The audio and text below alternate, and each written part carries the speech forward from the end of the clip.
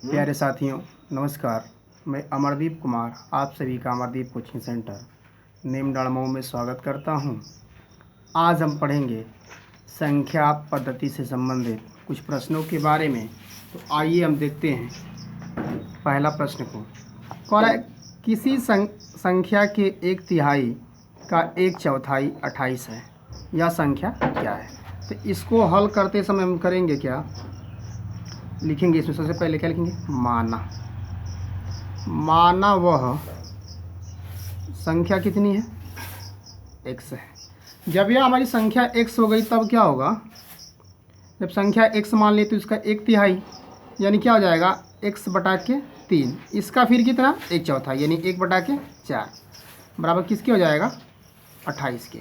अब यहाँ पे हम करेंगे क्या, x का 1 में गुणा यानी मल्टीप्लाई जब होगा तो x हो जाएगा और 4 3 12 यानी 12 हो जाएगा। यहाँ पे बराबर कितना हो जाएगा 28। अब यहाँ पे होगा क्या 28 बटे की इसको क्या कर लेंगे हम 1 कर लेंगे।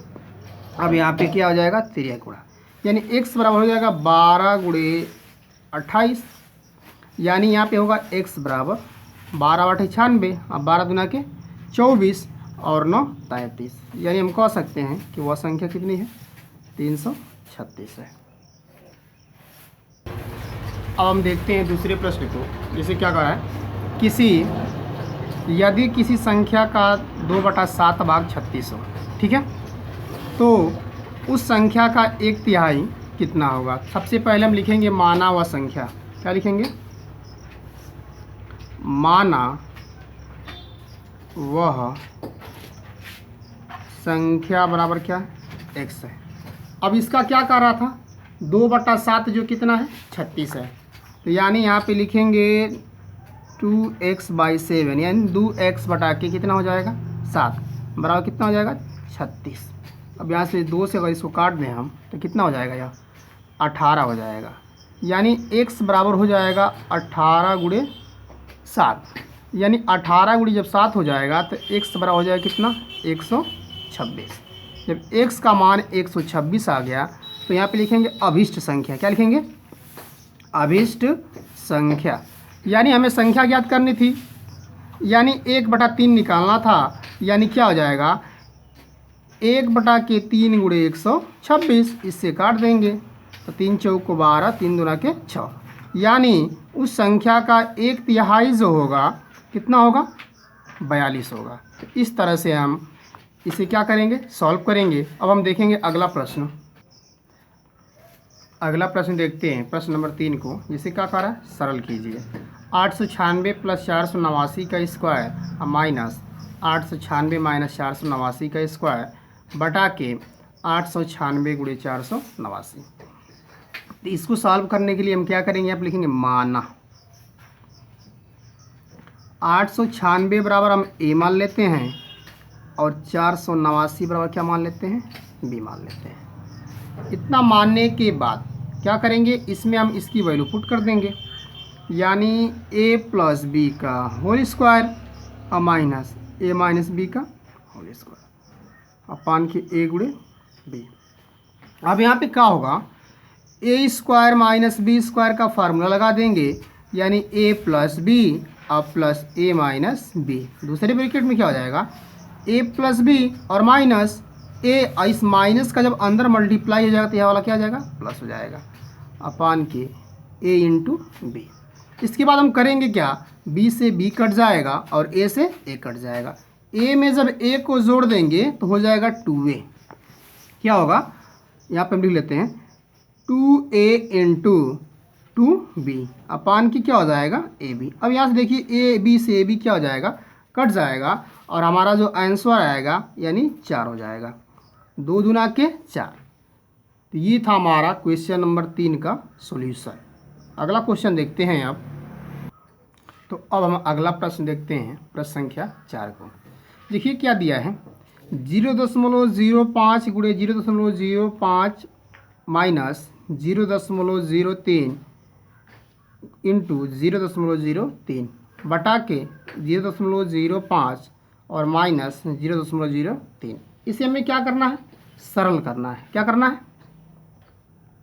सरल करना है। सरल करने के लिए करेंगे क्या हम, देखिए इसमें सबसे पहले इसमें हम लिखेंगे माना, सॉल्व करने से पहले लिख लेते हैं, यहाँ पे लिख लेते हैं माना 0.05 बराबर हम ए मान लेते हैं और 0.03 बराबर हम क्या मान लेते हैं, बी मान लेते हैं। इतना करने के पश्चात क्या किया जाएगा इसमें, अब देखिए यहाँ पे ये दिया था ना 0.05 दो बार दिया है, यानी a इंटू ए माइनस 0.03 कितने बार दिया है, दो बार, यानी b इंटू बी अपान के यहाँ पे क्या हो जाएगा 0.05 की वैल्यू a है यानी a और इसकी वैल्यू कितनी है, b है, b। अब यहाँ पे क्या होगा, यहाँ पे हम लिख सकते हैं a square minus b square upon के a माइनस बी। अब यहाँ पे क्या होगा, a square minus b square का फार्मूला होता है, यानी a square minus b square equal होता है ए प्लस बी और दूसरे ब्रैकेट में होता है ए माइनस बी। यानी यहाँ पे हम क्या कर देंगे, लिखेंगे ए प्लस बी और इंटू ए माइनस बी अपान के ए माइनस बी दिया हुआ था, ये इससे क्या हो जाएगा, कट जाएगा। जब कट जाएगा तो यहाँ बचेगा क्या 0.05 अब प्लस यहाँ पे यानी ए की वैल्यू 0.05 और बी की वैल्यू 0.03। अब यहाँ पे क्या कर देंगे, हम इसको जोड़ देंगे। जब जोड़ देंगे तो ये आ जाएगा 0.08, यानी हम कह सकते हैं कि इसको अगर सॉल्व करेंगे तो हमारा जो आंसर आएगा 0.08 आएगा। अब हम देखेंगे अगले प्रश्न को, तो देखते हैं प्रश्न संख्या 5 को। इसे क्या कह रहा है, 8 गुणे 8 गुणे 8 माइनस 7 गुणे 7 गुणे 7 बटा के 8 गुणे 8 प्लस 8 गुणे 7 और प्लस 7 गुणे 7 को हल करें। इसे क्या करना है, हमें हल करना है। हल करने के लिए हम क्या करेंगे, यहाँ पे लिखेंगे माना 8 बराबर हम ए मान लें और 7 बराबर क्या मान लें, बी मान लें। अब यहाँ पे देखिए 8 कितनी बार था, 3 बार था, यानी यहाँ पे हो जाएगा a के पावर 3 माइनस 7 कितने बार था, 3 बार था, यानी b के पावर 3। अब नीचे फिर क्या होगा, 8 कितने बार था, 2 बार था, यानी a के घाते 2 यानी a स्क्वायर प्लस 8 गुणे 7 था, यानी a गुणे क्या हो जाएगा, b, अब प्लस 7 यानी b गुणे b। इतना करने के बाद हम क्या करेंगे इसमें, अब देखिए a cube minus B cube, इसका फार्मूला क्या होता है, यानी a माइनस बी, फिर दूसरे ब्रैकेट में a square plus A B plus B square और नीचे ठीक वही है, यानी a square plus A B plus क्या है, बी स्क्वायर। अब यहाँ पे क्या होगा, ये इससे क्या हो जाएगा, कट जाएगा, बचेगा हमारा a माइनस बी। अब ध्यान से देखिए a की वैल्यू कितनी थी, 8 थी और b की वैल्यू कितनी थी, 7 थी। अब 8 में से 7 माइनस कर देंगे तो कितना हो जाएगा, 1, यानी हमारा जो आंसर आएगा कितना हो जाएगा, 1। ये था हमारा क्वेश्चन नंबर 5 का सॉल्यूशन। अब हम देखेंगे किसको देखेंगे, अब क्वेश्चन नंबर 6।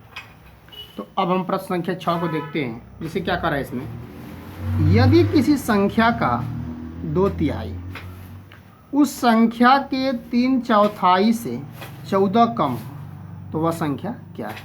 इसे हम क्या करेंगे, सबसे पहले उस संख्या को हम क्या करेंगे, मानेंगे। तो लिखते हैं माना वह संख्या क्या है, बराबर x है। अब ध्यान से देखिए, इसमें कह रहा था कि उस संख्या का 2/3, यानी 2/3 का मतलब कितना हो जाएगा, x गुणे 2 बटा के, यानी आप ले सकते हैं x गुणे 2 बटा के 3, यानी ये हमारा क्या हो गया, 2/3। उस संख्या के 3/4 से 14 कम है, यानी अगर इसमें हम 14 जोड़ दें तो उसके 3/4 के क्या हो जाएगा, बराबर हो जाएगा, यानी x गुणे 3 बटा क्या हो जाएगा, 4 हो जाएगा।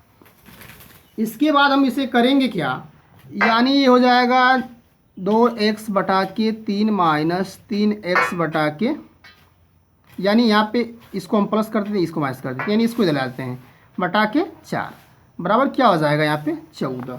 अब इन दोनों संख्याओं का हम क्या ले लेंगे, लौसा ले लेंगे।